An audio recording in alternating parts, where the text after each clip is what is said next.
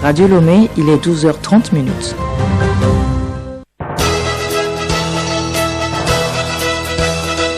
Le journal Bénédicte Kanda. Madame, monsieur, bonjour et bienvenue dans cette édition dont voici le sommaire. Les assises de Lomé se poursuivent au troisième jour des audiences. Le procédé du choix des jurés à suivre dans ce journal. La perception des taxes dans les marchés est suspendue depuis quelques mois. Comment les communes arrivent-elles à s'en sortir? Le maire de la commune d'Agogne-Ve 1 nous répond. Journée mondiale de lutte contre le cancer de sein ce 19 octobre. Le magazine Santé Plus révèle les signes annonciateurs de la maladie.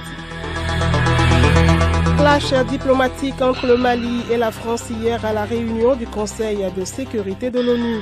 Le Mali accuse la France d'agression et d'espionnage grave. Et puis sport, football, la deuxième tour des éliminatoires de la CAN U23. Les préparatifs se poursuivent en vue du match contre l'Afrique du Sud. Le coach des espoirs togolais reste positif.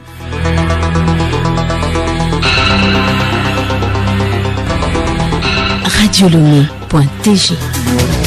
Merci de nous suivre. Le ministère en charge de l'administration territoriale outille les acteurs locaux sur la bonne gouvernance à travers une série de formations. La série de formations a débuté ce mercredi à Tchévié avec un atelier de 3 jours à l'intention des communes Agou 1 et Yoto 2. Les travaux bénéficient de l'appui financier de la fondation Hans Seidel et ont pour objectif de faire découvrir aux participants les contours des différents éléments caractéristiques d'une bonne gouvernance locale. La formation de Tchévié intervient après celle de Kara, Sokodé, Blita et Atakpame. Vous suivrez vers la fin de ce journal l'invité de la rédaction, le maire de la commune Agogne-Ve 1, qui nous parle de la gestion des communes avec la suspension des taxes dans les marchés. Suite de dossiers sur les arnaques. Aujourd'hui, Clarisse Tombité attire notre attention sur les vols de voitures, de motos et tout autre objet dans les maisons. Il est un phénomène récurrent de nos jours, le cambriolage des maisons. Selon qu'il s'agisse de vols de voitures, de motos, de l'argent ou de tout autre objet de valeur, les voleurs disposent des techniques propres à eux, défoncer les portes ou fenêtres, endormir les victimes ou encore dérouter leur attention. Une dame victime du vol de son porte-monnaie dans sa boutique à domicile témoigne. Je fais l'alimentation générale et le gaz aussi. Un jour, il y a un homme qui voulait acheter et un autre voulait acheter du gaz aussi. Quand j'ai donné la monnaie à celui du gaz, l'autre là m'a vu en train d'enlever l'argent dans mon porte-monnaie que j'ai laissé derrière la porte de l'entrée. Donc, à ma grande surprise, quand l'homme de gaz est parti, j'ai constaté que l'autre là aussi est parti. Au moment où je donnais la monnaie à l'autre là, il est venu piquer mon portefeuille sans que je ne le sache. Ils sont très nombreux ceux-là qui se sont retrouvés le plus souvent à leur réveil sans leur voiture ou leur moto dans leur garage. Nombreux qui retrouvent leur chambre ouverte ou défoncée sans leur poste téléviseur, ventilateur, portable et autres à leur place. Tous ces lieux ayant reçu la visite des voleurs. Un fléau social face auquel la première conduite à tenir ne peut être que la vigilance. Merci à vous Clarisse Tombité. Ces malfaiteurs qui feront forcément face à la justice. Et justement, les audiences se poursuivent à la Cour d'appel de Lomé au troisième jour des assises ce mercredi. Pour des procès justes et équitables, les magistrats sont assistés par un jury. Comment se fait le choix de ces jurés? Le procureur général près la Cour d'appel de Lomé, Poyode et Sol Lizam, nous explique. Ce choix se fait à partir d'une liste préparatoire qui est donc confectionnée par le ministre de l'administration territoriale. Cette liste parvient au niveau de la Cour. Il y a un premier tirage au sort qui est effectué. Je voulais préciser que c'est par région. Dans le ressort de notre Cour, il y a 2 régions, la région maritime et la région des plateaux. Donc pour chaque région, il y a 40 noms qui sont proposés. Et bien, le premier tirage se fait pour dégager 30 noms de chaque liste. L'ensemble des 60, on en tire 24. Normalement, c'est 12 qu'on tire, mais nous avons opté pour 2 formations. Vous allez voir que par jour, nous avons indiqué qu'il y aura 4 audiences. Donc 2 le matin, de l'après-midi. Donc, ça veut dire que c'est 2 formations. Par formation, il faut 12 jurés. Donc, c'est pour cette raison qu'ils sont 24. Avant même que la formation ne commence, un autre tirage est effectué pour dégager 6 jurés qui complètent la cour aux côtés des 3 magistrats professionnels. Dans l'actualité également, la réunion du Conseil de sécurité de l'ONU qui a tourné au clash diplomatique hier entre le ministre des Affaires étrangères malien Abdoulaye Diop et l'ambassadeur français. Bamako a lancé de nombreuses piques en direction de l'ONU au sujet du rapport du secrétaire général pour la période juin-septembre. Abdoulaye Diop a renouvelé les accusations portées contre Paris. Charlotte Ahar. Après un début de séance dans son ronronnement habituel, la salle du Conseil de sécurité a pris des airs de ring de boxe dès que le ministre des Affaires étrangères malien a pris la parole. Abdoulaye Diop a critiqué l'ONU et les membres du Conseil de sécurité. Puis, il a directement attaqué la France qui a commis des actes graves d'agression et d'espionnage au Mali, selon lui, et a reproché au Conseil de ne pas réagir aux protestations successives de Bamako. Par sa voix, les autorités du Mali ont renouvelé leur demande d'une réunion spécifique du Conseil de sécurité de l'ONU pour présenter des preuves concrètes. Le ministre malien des Affaires étrangères affirme que la France a partagé des renseignements et laissé du matériel au profit d'organisations criminelles. L'ambassadeur français Nicolas de Rivière s'est alors indigné de ces mensonges et diffamations.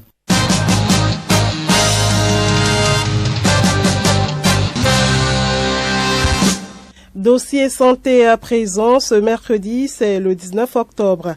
La communauté internationale dédie cette journée pour sensibiliser la gente féminine sur le cancer de sein.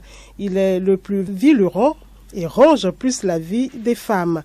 Magazine Santé Plus nous élucide sur les signes qui alertent sur la maladie. Alice Berthe Barandao en entretien avec Moumouni Zenab, présidente de l'association Femmes sans cancer. Madame Moumouni Zenab, bonjour. Bonjour Alice. Comment savoir qu'on souffre de cancer du sein? Voilà. D'abord, pour savoir qu'on souffre de cancer du sein, c'est vrai, on parle de mammographie. Mais à Femmes sans cancer, ce sur quoi nous insistons beaucoup plus, c'est l'auto-examen des seins.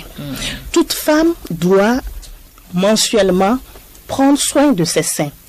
Toute femme doit surveiller ses seins. Alors, dites-nous, comment faire l'auto-examen des seins? En quoi cela consiste concrètement? Ça veut dire observer ses seins et puis faire l'auto-palpation de ses seins. Alors, lorsque vous faites ça, qu'est-ce qu'on cherche? Il faut le savoir aussi. Eh bien, lorsqu'on fait l'auto-examen des seins, il y a 3 niveaux de recherche à faire.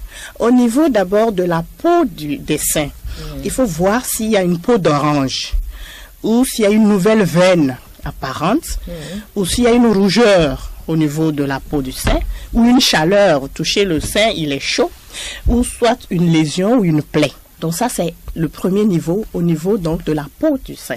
Et maintenant, au niveau donc de la forme des seins, il faut voir, est-ce qu'il n'y a pas une masse épais quelque part? Il n'y a pas une bosse? Est-ce que le volume d'un sein n'a pas changé? Est-ce qu'il n'y a pas une déformation de sein? Est-ce qu'il n'y a pas une fossette? Merci madame, c'est clair. Alors, quel est le 3e niveau de recherche ou de l'auto-observation de la poitrine d'une femme? Alors, le 3e niveau, c'est au niveau des mamelons. Il faut voir, est-ce que l'un des mamelons, est-ce qu'il est inversé? Est-ce qu'il y a un eczéma en croûte? Est-ce qu'il y a un écoulement spontané d'un liquide inhabituel? Donc, ce sont les 3 niveaux de recherche. Et tous ces signes et symptômes, ce n'est que des suspicions. Cela ne veut pas dire que c'est forcément un cancer. Seul le médecin, et après des analyses, peut révéler, peut dire, voilà. Donc, toute femme doit faire l'auto-examen, et quand? Une fois par mois et 3 jours après les menstruations. Et pour celles qui sont ménopausées ou qui n'ont plus de menstruation, dont les menstruations se sont arrêtées pour cause de grossesse, qu'elles choisissent un jour dans le mois pour faire leur auto-examen. Voilà, merci beaucoup. Merci de nous sensibiliser. Mesdames, chères jeunes filles, après tous ces signes cités, vous pouvez également faire la mammographie pour vraiment vous assurer si vous souffrez du cancer de sein.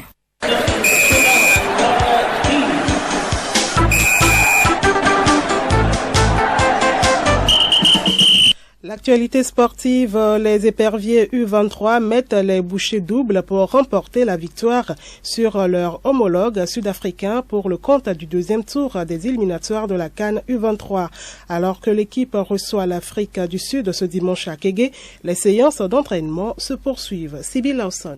Les séances d'entraînement se multiplient en effet pour la bande à Afizou Traoré. Travail devant les buts, conservation de balles sont entre autres aspects abordés au cours des travaux. Pour éviter la pression la semaine prochaine au match retour à Johannesburg, Afizou Traoré l'a compris, il faut faire le break à l'aller. Le fait qu'on va jouer le premier match à aller à domicile, je pense qu'on va faire beaucoup attention pour pouvoir gagner beaucoup d'avantages à ce match aller pour ne pas avoir trop de pression le match retour. Il y a certains qui reviennent du voyage après le match de ASCO et ACK. On va rentrer dans le vrai sérieux. Les éperviers U23 ne pourront le faire sans l'appui du 12e homme. Le coach Traoré appelle le public à les soutenir. Prie le public sportif togolais de venir massivement comme ils l'ont fait le match contre la Mauritanie ici à Lomé. Leur présence est un grand soutien, grand espoir pour nous pour pouvoir remporter ce match. Le match aller est prévu pour ce dimanche au stade de Kégué.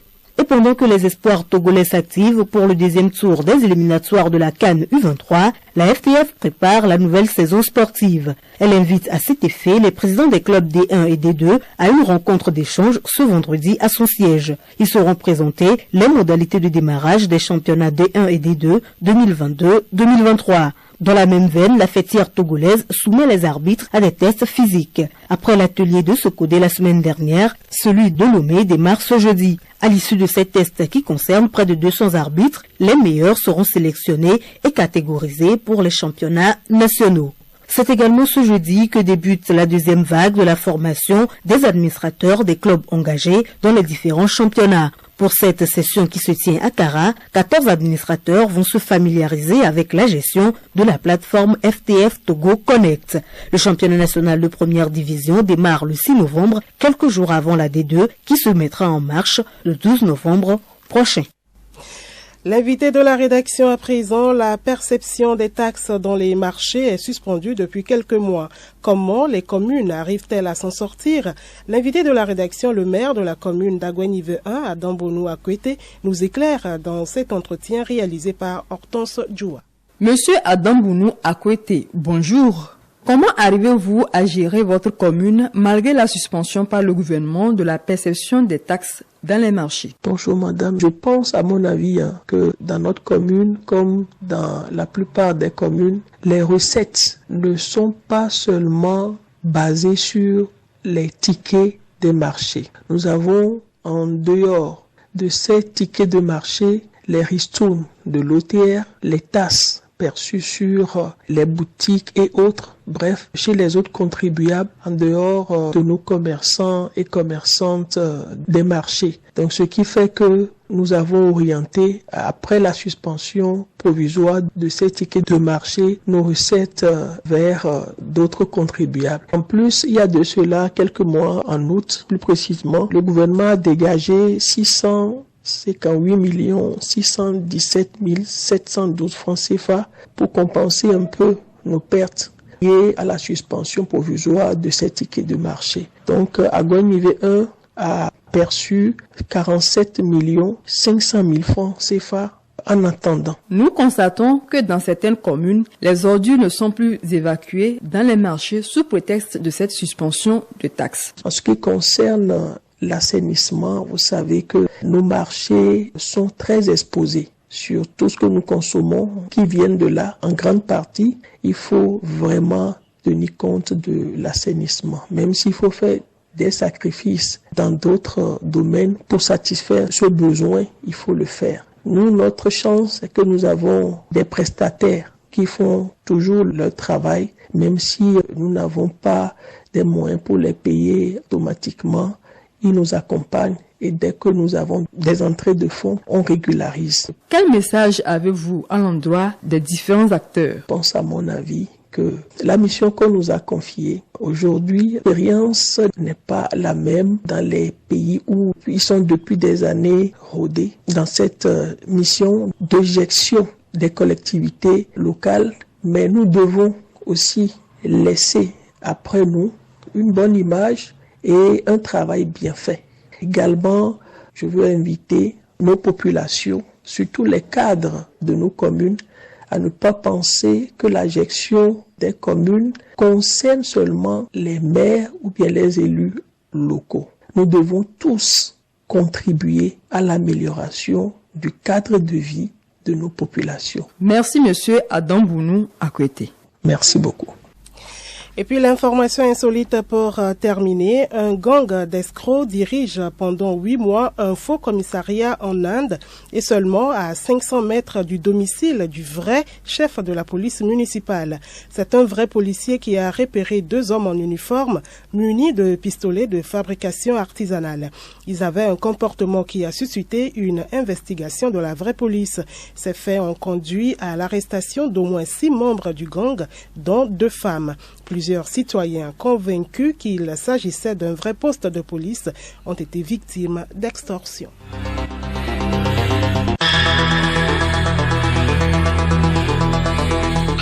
Mesdames, Messieurs, voilà, c'est la fin de ce journal. Merci de l'avoir suivi. Restez avec nous pour la suite de nos programmes.